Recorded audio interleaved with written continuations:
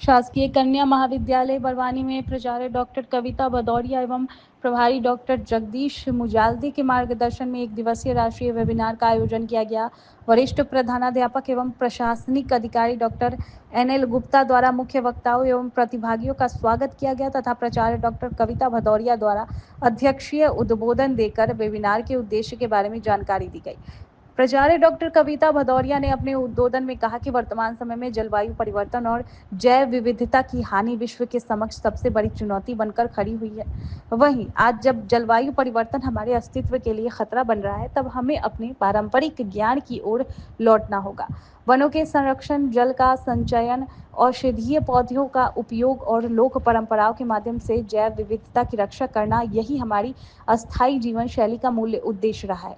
कार्यक्रम के संयोजक सीमा नाइक द्वारा बताया गया कि वेबिनार में प्रथम मुख्य वक्ता के रूप में डॉक्टर धीरज राठौर, सहायक प्रधानाध्यापक, पर्यावरण एवं सतत विकास संस्थान, केंद्रीय विश्वविद्यालय, इसके द्वारा आमंत्रित थे। इसके द्वारा biodiversity at the era of climate change विषय पर उद्बोधन किया गया, विषय जिसमें उन्होंने जलवायु परिवर्तन एवं जैव विविधता के अंतर संबंधों को व्याख्या करते हुए जैव विविधता के विभिन्न प्रकारों का वर्णन किया एवं इन जैव विविधता के प्रकारों का मनुष्य एवं प्रकृति के जीवन में महत्व को रेखांकित किया।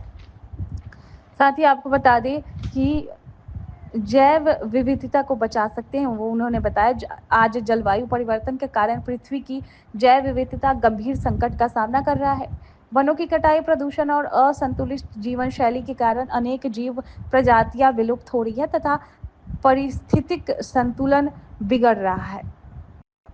उन्होंने जैव विविधता की उपयोगिता और लाभों पर प्रकाश डालते हुए कहा कि ये न केवल आर्थिक और पारिस्थितिक दृष्टि से बल्कि सांस्कृतिक और आध्यात्मिक रूप से भी अत्यंत महत्वपूर्ण है। उन्होंने सभी से अपील की है कि हम पर्यावरण संरक्षण के लिए आगे आए, वृक्षारोपण को जन आंदोलन बनाएं और प्राकृतिक जीवन शैली अपनाकर प्रकृति के साथ सामंजस्य स्थापित करें।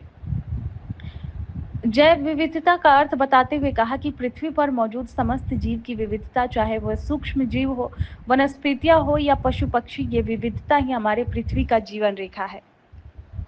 द्वितीय सत्र की मुख्य वक्ता डॉक्टर DS नागर, वैज्ञानिक, रक्षा अनुसंधान और विकास संगठन ग्वालियर द्वारा diversity of ethno-medical plant and associated indigenous knowledge in Ladakh विषय पर व्याख्यान देते हुए उन्होंने बताया कि किसी तरह से जलवासीय कारक एवं इकोसिस्टम की जैव विविधता को प्रभावित कर रहे हैं एवं जैव विविधता का मानव जीवन में क्या महत्व है। लद्दाख में एथनो मेडिसिनल पौधों की विविधता और संबंधित स्वदेशी ज्ञान विषय पर अपने विचार व्यक्त करते हुए कहा कि लद्दाख क्षेत्र अपने विशिष्ट भौगोलिक और जलवायु परिस्थितियों के कारण औषधीय पौधों की असाधारण विविधता के लिए प्रसिद्ध है।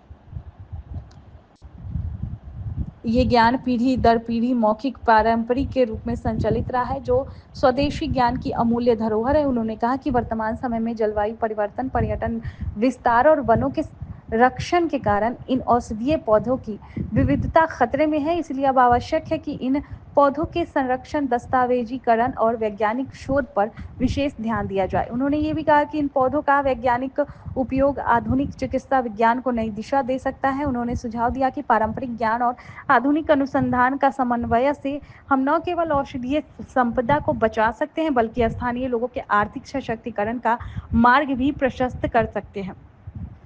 द्वितीय सत्र तकनीकी सत्र की अध्यक्षता शोध एवं अनुसंधान समिति के प्रभारी डॉक्टर मनोज वानखेड़े ने की। इस सत्र में डॉक्टर अनिल पाटीदार, डॉक्टर अर्चना सिसोदिया, डॉक्टर श्याम नाइक, डॉक्टर विशाल सेन, डॉक्टर रंजना चौहान एवं डॉक्टर प्रियंका जैन द्वारा शोध पत्र का वाचन किया गया।